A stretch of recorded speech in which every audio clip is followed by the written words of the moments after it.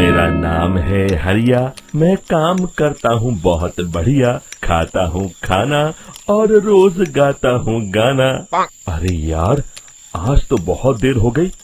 इस खतरनाक जंगल को देखकर तो मेरे हाथ पैर ठंडे हो गए हैं। अगर मैं वक्त पर गांव नहीं पहुंचा तो मालिक बहुत नाराज हो जाएंगे। तभी हरिया को एक आवाज सुनाई देती है। सुनिए हरु जी। अरे, ये आवाज किसने दी? तभी हरिया को सामने कुछ दूर एक औरत खड़ी दिखाई देती है। अरे भाई, ये औरत अकेली इतनी रात को इस जंगल में क्या कर रही है? चलकर पूछना पड़ेगा। फिर हरिया अपनी बैलगाड़ी उस औरत के सामने लाकर रोक देता है और उससे पूछता है। अरे सुनिए, आप इतनी रात को इस खतरनाक जंगल में अकेली क्या कर रही हैं? तभी वो औरत मीठी आवाज में कहती है, अरे हरु जी, आप आ गए। मैं कब से आपका इंतजार कर रही थी। वैसे तो यहाँ से काफी लोग गुजर चुके हैं, लेकिन मैं खास आपका इंतजार कर रही थी। अच्छा, तुम सच कह रही हो? मुझे तो यकीन नहीं हो रहा है। वो क्या है ना, आज तक किसी ने मुझसे इतने प्यार से बात नहीं की। हाँ हाँ हरु जी, मैं सच कह रही हूँ। अब देर मत करिए और जल्दी से मुझे मेरे घर तक छोड़ दीजिए। हाँ हाँ, कौन सी बड़ी बात है, अभी छोड़ देता हूँ। आप मेरे पीछे बैलगाड़ी में बैठ जाइए और मुझे रास्ता बताते चलिए। फिर वो औरत हरिया की बैलगाड़ी में बैठ जाती है और हरिया बैलगाड़ी हाँकता हुआ आगे चल पड़ता है। फिर उस औरत के बताए हुए रास्ते पर चलते चलते हरिया बैलगाड़ी लेकर एक काली गुफा के आगे आकर रुक जाता है। हरिया उस औरत से पूछता है, हाँ देवी जी, आपका घर कहाँ है? यहाँ तो एक गुफा के अलावा और कुछ नहीं है। तभी अचानक वो औरत हवा में उड़ने लगती है। देखते ही देखते उसका सुंदर रूप एक डरावनी चुड़ैल में बदल जाता है और वो जोर जोर से हंसती है। अरे तू तो एक नंबर का बेवकूफ निकला। तू तो बड़ी आसानी से मेरी बातों में आ गया। अरे मर गया रे, ये तो एक चुड़ैल है। हे भगवान बचा ले, ये तो बड़ी डरावनी दिखाई दे रही है। और फिर अगले ही पल हरिया की बैलगाड़ी में रखा सारा सामान हवा में उड़ता हुआ उस काली गुफा के अंदर चला जाता है और वो चुड़ैल भी उस गुफा के अंदर जाकर कहीं गायब हो जाती है। हरिया ये नजारा देख बुरी तरह घबरा और परेशान हो जाता है। अरे, ये चुड़ैल तो मेरा सारा सामान लेकर गुफा में गायब हो गई।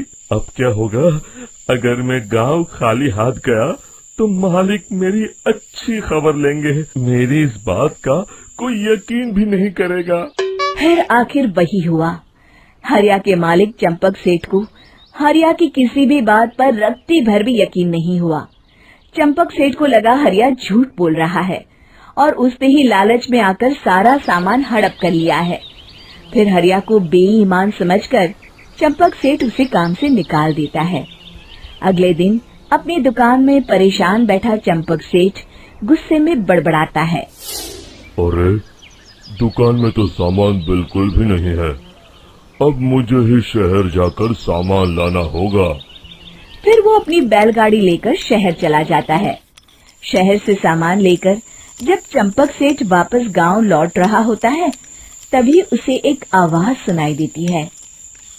चंपक जी, ओ चंपक जी। अरे, ये तो कोई मेरा नाम लेकर मुझे पुकार रहा है। फिर उस रास्ते में वही औरत खड़ी दिखाई देती है। फिर क्या था, हरिया की तरह चंपक सेठ भी उस औरत के पास अपनी बैलगाड़ी लेकर जाता है और वो भी उसकी चिकनी चुपड़ी बातों के मुंह जाल में फंस जाता है। फिर चुड़ैल उसे भी अपनी गुफा तक ले जाती है और उसका सारा सामान लेकर गुफा में गायब हो जाती है। बेचारा चंपक सेठ लाचार होकर खाली हाथ गांव लौट आता है। फिर ये उस जंगल में रोज की बात हो जाती है। जो कोई भी शहर से कुछ लेकर गांव की तरफ लौटता, वो चुड़ैल उसे बेवकूफ बनाकर उसका सारा सामान लेकर गुफा में गायब हो जाती। एक दिन हरिया एक लकड़हारे को उसी जंगल की तरफ जाते हुए देखता है। फिर हरिया उसे रोकते हुए कहता है, अरे भाई, क्यों अपनी मौत को दावत दे रहे हो? मेरी बात मानो, आगे जंगल में मत जाओ, वहाँ एक बड़ी भयानक चुड़ैल रहती है। लकड़हारा हरिया की बातों को नजरअंदाज करते हुए कहता है, अरे भाई, मुझे पहले ही बहुत देर हो चुकी है, मुझे जाने दो भाई। शाम तक लकड़ियाँ काट कर शहर के बाजार में बेचना है। तुम अपनी ये कहानी किसी फुर्सत में बैठे इंसान को सुनाओ, मैं तो चला। इतना कहकर लकड़हारा वहाँ से आगे जंगल की तरफ चला जाता है। फिर अगले दिन गांव के मुखिया के घर के बाहर बहुत सारे लोग जमा हो जाते हैं। तभी हाथ में कुल्हाड़ी लिए खड़ा लकड़हारा कहता है, अरे मुखिया जी, अब आप ही हमें बचाइए उस जंगल वाली चुड़ैल से। हमारा सारा काम तो शहर से ही होता है। अरे मुखिया जी, उस चुड़ैल की वजह से तो मैं पूरी तरह बर्बाद हो गया हूँ। हम सबको मिलकर उस चुड़ैल का कोई इलाज करना पड़ेगा। तभी भीड़ में खड़ा वीरा कहता है, आप लोग चिंता मत करिए, कल से वो चुड़ैल किसी को नहीं लूट पाएगी। मेरे पास एक बहुत अच्छी तरकीब है। तभी चंपक सेठ उसका मजाक उड़ाते हुए कहता है, अरे तेरा नाम वीरा है तो क्या हुआ? तूने अभी उस चुड़ैल को देखा नहीं है? जाकर अपना काम कर, बड़ा आया। तब मुखिया जी कहते हैं, नहीं चंपक सेठ, मुझे लगता है हमें इस लड़के को एक मौका देना चाहिए। फिर सभी गांव वाले मुखिया जी की बातों से सहमत हो जाते हैं और वीरा शाम को एक बैलगाड़ी में कुछ सामान लादकर उस जंगल की ओर चल देता है।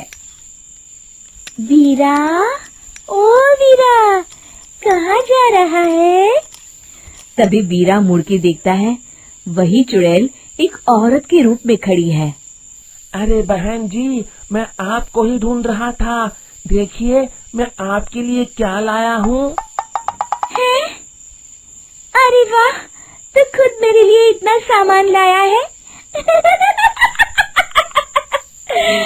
तू ही अकेला गांव में समझदार है। जरा देखो, मैं भी खोल के, बड़े भूख लगी है। जैसे ही चुड़ैल उस सामान पर से कपड़ा हटाती है, एक भगवान शिव की तेज रोशनी उसके अंदर मूर्ति से निकलती है और चुड़ैल अपने असली रूप में आकर जलने लगती है। अरे मैं जल रही हूँ, बचाओ! बचाओ! ओम नमः शिवाय, मर गई मैं! देखते ही देखते वो चुड़ैल राख के साथ उड़ जाती है और सभी गांव वाले भी वहां आ जाते हैं। शिक्षा बुराई पे सदा अच्छाई की ही जीत होती है।